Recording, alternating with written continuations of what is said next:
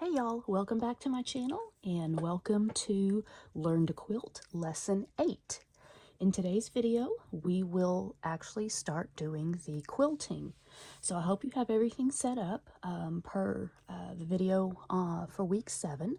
So my main machine is in the shop, so I am actually going to be quilting on my little travel machine here. So I will not be using a walking foot like I normally do, but just a regular presser foot. I do have green thread in my bobbin that will match the back of my quilt. And then I have white thread up at the top to sew the top of my quilt.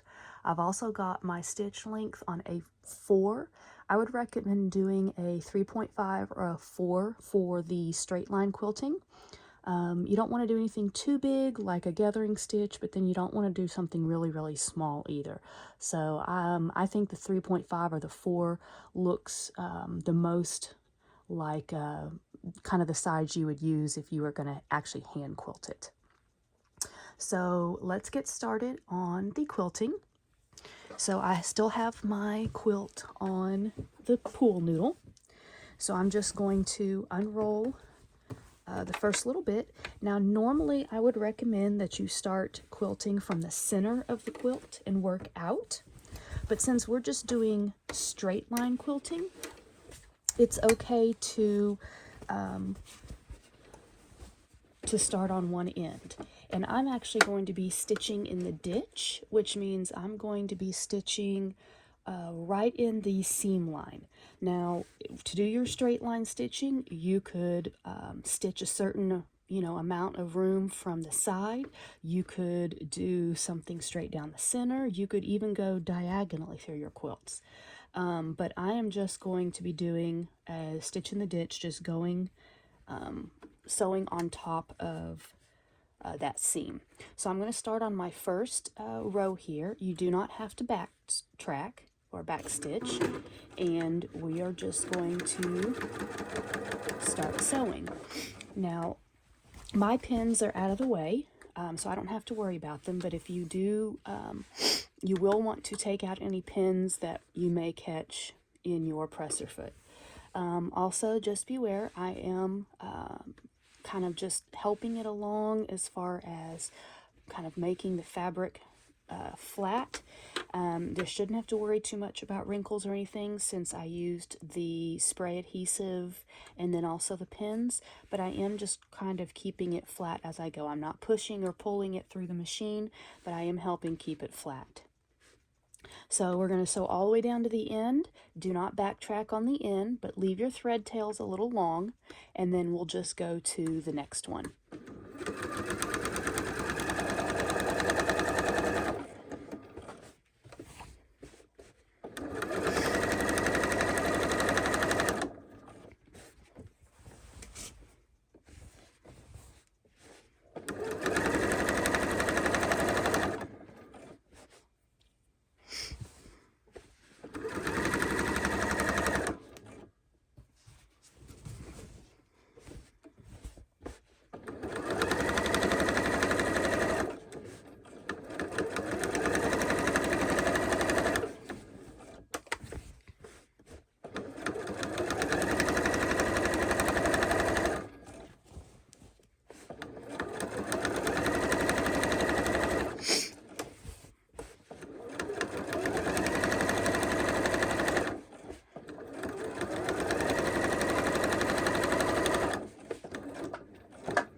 So I reached the end, so I'm just going to pull out a little bit of thread here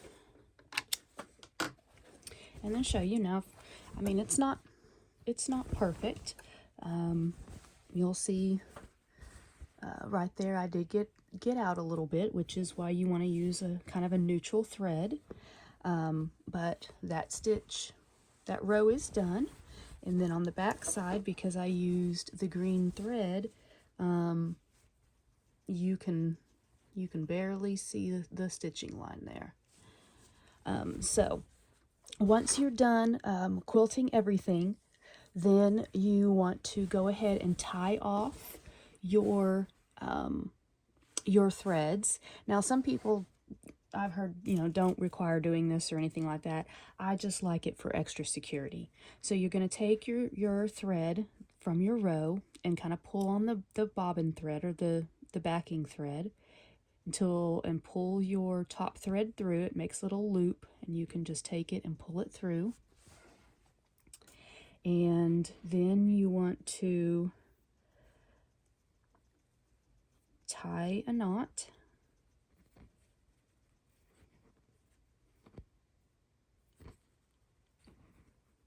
Now, I mean, keep in mind that this will be actually secured in the binding. So if you do decide just to cut your threads off, it's not the end of the world. So once you knot your threads together, and this needle is actually way too big to do this. It should be using like a quilting hand needle, which is a lot smaller. But you'll just thread a needle with your threads, and then take your threads, and you want to go just underneath the backing fabric. Don't go all the way through to the front, but just underneath. Take your threads through and then kind of pull a little bit, and then clip your threads off here, and your knot will actually kind of disappear into your fabric. Keep in mind, if you decide to do straight line quilting or some kind of quilting that maybe you're just quilting in a square, so you're starting and stopping actually on the quilt instead of on the edge, you would use this same principle. That way the back of your quilt will look as nice as the front. So you want to continue quilting your quilt. Take your time. I know it can be hard on your hands. A lot of people will stop. I will probably do usually, you know, half a quilt, and then I have to stop and rest my hands and my wrists, and then I'll do the rest. But again, just take your time, go slowly. And I mean, as you can see, I'm not using a walking foot, and I'm just using a very cheap, generic little Janome machine, and it's working out just fine. So just continue to quilt your entire quilt. Once you are completely done with your quilting, you want to cut off the extra backing and the extra backing fabric, the batting and the backing, and you want to cut it off right on the edge of your fabric. And wait until, don't do it now or at the beginning, wait until you're completely done with the quilting. But you'll just lay your quilt out once you're done quilting and you've tied off your threads, and you're just going to trim everything so that it's nice and even off. If you choose, you can go ahead and sew in a 1/4 inch seam allowance all the way around the edge to hold the layers together. That will definitely be fine. I don't normally have a problem. I just leave it like it is when I sew my binding on, but you can sew around the edge if you feel like you need that extra security. So finish quilting your quilt, and then trim everything off nice and even, and then you will be ready for lesson 9, which will be binding your quilt. Happy quilting!